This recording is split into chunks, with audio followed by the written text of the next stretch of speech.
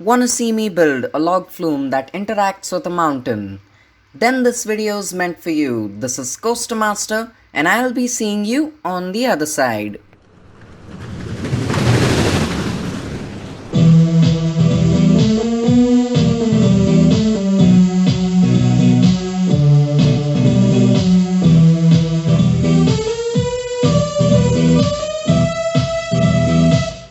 Hi friends, this is QoasterMaster here. Welcome to episode 3 of Let's Play Theme Park Tycoon 2. And yes, I know that this is technically episode 4. I mean, this is the 4th video of the series, but I'm calling it episode 3 because I consider the previous episode to be episode 2.5 because technically I didn't create anything, and that episode, it was just a park tour, and I do not consider a park tour to be an episode per se. So yeah, that's why this is episode 3, and the park tour I did last time was episode 2.5. Hopefully I'm making sense, even though I highly doubt you think I am, because let's face it, let's just face it, it's unnecessarily complicated, but hey, I mean, if it makes things easier for me, I guess that's good enough, right? Nah. But for real, I had a pretty difficult time, choosing if I should put this as episode 3 or episode 4. But ultimately, I just thought to myself, you know what? I just should keep it as episode 3 and not episode 4, because really a park tour, I'm not creating anything. It's an episode that doesn't accomplish anything except for telling you that, I have given the park an overhaul. And if you didn't know about that, yes, I have given the park an overhaul, and the link to the tour is on the card above. So, as you can see here, I'm making a log flume. And yes, that is what I teased last episode with, making that water body. And yeah, I actually converted that into a fountain off camera. And I think you may or may not have seen that in the tour. I don't know. I don't think I showed it in great detail, but it was there for sure. And as you can see here, I am making probably the most complex and the most intricate layout of any log flume. I don't know, intricate's not really the right word. Just unnecessarily complex. Yeah, I guess that's the only way I can describe this layout. But honestly, I think this layout it's a good layout.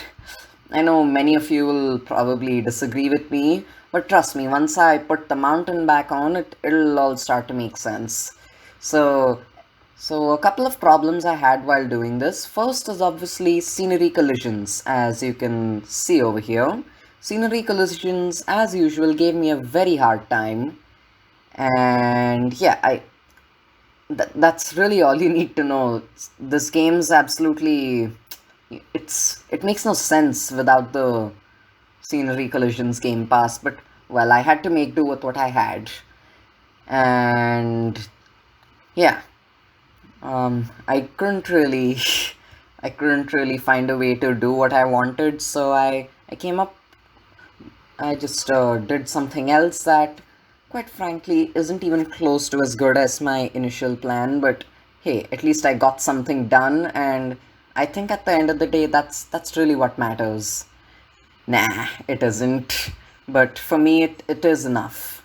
And as you can see here, I just reset my character.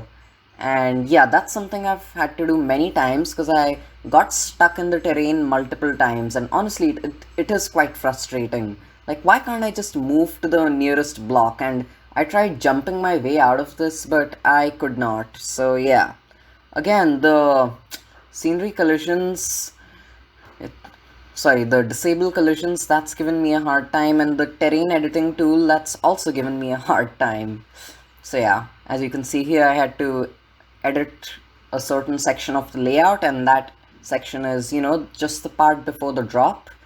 And that the reason for that is actually because before the drop, sorry, that's because the drop was too big and I couldn't really make the drop any longer. And before the drop, I had an unnecessarily long lift hill. if you can really call it that, because this isn't really a lift hill, is it? So yeah, after making some smaller drops and some unnecessary turns, I finally found a way to, get that drop to be just short enough but still thrilling. And yeah, it was quite a task for sure, but I got it done, and that's all that mattered, really. And yeah, without doubt, this is one of the hardest builds I've done. Not just because building the log flume itself was difficult, even though it certainly was, it's mainly because of the amount of trouble the terrain editing tool gave me. And honestly, if the terrain editing tool was like Planet Coaster's terrain editing tool, it really wouldn't have been so difficult. And hey, it would have been awesome to have like an auto tunnel kind of tool over here. That would have been awesome. Yeah. But even if there was an auto tunnel tool over here, it would probably be, a game pass, and I'm not paying Robux for this stuff. So yeah. Okay, just to make it clear, I am actually gonna pay Robux if my channel is monetized, and by the looks of it, I'm not gonna get monetized anytime soon. So let's just wait and see. And yeah, as you can see here, this is gonna be the final lift hill. So one problem that a lot of people have with my ride, with this log flume, it's that the ending is kind of anticlimactic. I mean, there isn't some big drop to finish the ride. The big drop happens kind of midway, and the ending is just a few turns. And yeah, you're gonna see why it is a few turns in this episode. Cause yeah, disable scenery collisions. Sorry, just disable collisions. It gave me a hard time, and yeah, this didn't help either. So I tried adding a couple of smaller drops to, make it at least halfway decent, but nah, the game just didn't want me to do anything nice over here, so I just had to settle for the bare minimum. And honestly, I'm really not happy with this ending either. So to cover up for that, I just added some theming, which you're gonna see later in this episode. So yeah, this is probably the first time you're gonna see me do theming. And that kind of includes the Planet Coaster episodes as well, because let's be honest, I didn't really do much theming in the Planet Coaster episodes. I just did like the bare minimum so that the ride scenery rating would be 100%. Otherwise, I didn't really do theming because I wanted to do theming. This park, however, I'm actually doing theming because I really want to do theming. And a lot of you will say that, it's counterproductive. Planet Coaster is supposed to be the one where you do all the theming, and Theme Park Tycoon 2 is the one where you build great roller coasters and just do nothing else. And yeah, you are right about that actually. So I do think it is quite I do think it's incorrect to, have theming in Theme Park Tycoon 2 park and not have theming in a Planet Coaster park. I know it feels wrong, and I think it's as wrong as you think it is. But there aren't a lot of Theme Park Tycoon 2 YouTubers that actually care to do a lot of theming. But there are a lot of Planet Coaster YouTubers that do a lot of theming. And yeah, so I just filled the gap in between, really. And also, the last time I showed you my park, it had about 25-ish likes. Now my likes are almost at 40. I'm pretty sure they are at 38, and when I recorded this episode, I'm pretty sure they were just at 32 or something. But yeah, now the park likes, as of uploading this video, not really recording, because really I'm gonna upload this video as soon as I finish recording. So yeah, as of uploading this video, I almost have 40 likes on my park, and let's just say thank you so much for the support. Even for even for the people who do not watch my videos and still liked my park. It's nice to know that you like my park, because I put a lot of effort in it, and honestly, this effort would really amount to nothing, because let's face it, there is no real reason to do theming in Theme Park Tycoon 2. let's take for example my friend Spark. Okay, he got he got a 3-star rating and almost half of my money in about 1/100th of sorry in 1/100th of the time I took to make the Spark. And yeah, it's as much as I appreciate my friend for caring to make a theme park, I I still think it's kind of unfair that my park I've spent so much time building up the Spark and just trying to make it look really pretty, and none of those results are really shown in this game. So I do think it's quite a shame that the developer Dennis didn't really think about this, but then again, I understand that this game has to be accessible to everyone, and I can see why he made this game extremely easy. So yeah. And yeah, I'm pretty sure I had 30 likes when I started. So there are really only just two reasons why I do theming. One, it helps me earn money. Not because theming really allows you to, sorry, not really because theming enables you to get more money. It's just that, theming takes forever to do. And because of that, you just happen to have a lot of money. So yeah, I know it's weird, but it works. Another reason why I do theming is for the likes, and honestly, my park does get a lot of likes, depending on depending on the amount of theming I've put into it. Because when my park was just starting out and I didn't have a lot of theming, I actually only got 4 likes in total. And now that I've added all the theming and made some decent roller coasters, because yes, these roller coasters, none of them are particularly great. They're just nice, smooth, supporting coasters, you know. So yeah, because of that, I think I've gotten quite a few likes. I think I've gotten most of my likes because of the theming and not really because of the roller coasters. So yeah, and honestly, I think I think this works really. I think this is fine, and I'm just blabbering words right now. I'm sorry. I really can't think of things to say because this is one of my, I think this is my single longest video, isn't it? When excluding live streams, I think this is easily my longest video. Yeah, almost 25 minutes, almost. So this is pretty big. It's a pretty long video, and I honestly don't know why it is this long. I actually wanted to make this video into 2 different parts, but then I just thought to myself, nah, let me just make this video one part. I'm sure it'll be fine. So I hope you just watch through the whole video, because I am going to be putting a teaser for my next ride, and I'm going to make it a lot easier to understand this time, so don't worry about that.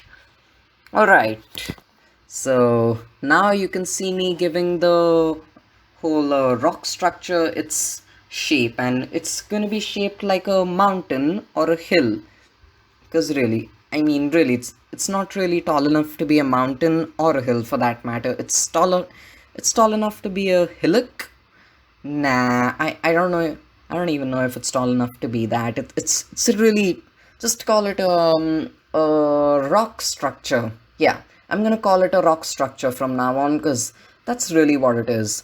And I was actually thinking of making this as tall as a proper, hill, and make it look like a mountain, but then it just turned out to be impossible, really. So yeah, because of that, it took me forever to, try to make it look like a mountain, and then I just deleted all of the top layers and I just made it much smaller. So yeah, now it's a lot smaller, but it works very well. And also, I tried to do something quite original, and yeah, I didn't do anything original. I tried to, but I didn't really. So initially I tried to give it an interesting theme of, climbing a whole mountain and just scaling this unscalable mountain, but yeah, that just proved to be impossible. So I just went with a slightly less, slightly less new theme. It's not exactly conventional, but yeah, I mean, this is not something you don't see every day. It's pretty common actually. So yeah, the theme is there is a lost crystal cave somewhere in this rock structure, and you're supposed to find it. So yeah, it's a pretty simple theme, but I think it works really well. And yeah, I also had to edit the track at some points to make sure it, snapped back and didn't, hang over the mountain. So yeah, that also took a surprisingly long amount of time. And I know my English is all over the place today, so just deal with it for now. Okay. And yeah, then I had to do a little bit of terrain editing to make sure the rock structure looks as natural as possible, to make it look as jagged and weird, and just, not make it look like it is man made. Just make it look like nature made it, even though very clearly nature didn't. And initially, I was thinking of, using the terrain editing tool to give a little bit more character to the to the hill. And I was thinking of adding triangles and just a lot of terrain editing stuff, but then I just thought of keeping this simple and just making them look like blocks, and it actually turned out surprisingly well. And yeah, then I thought of doing something pretty unoriginal.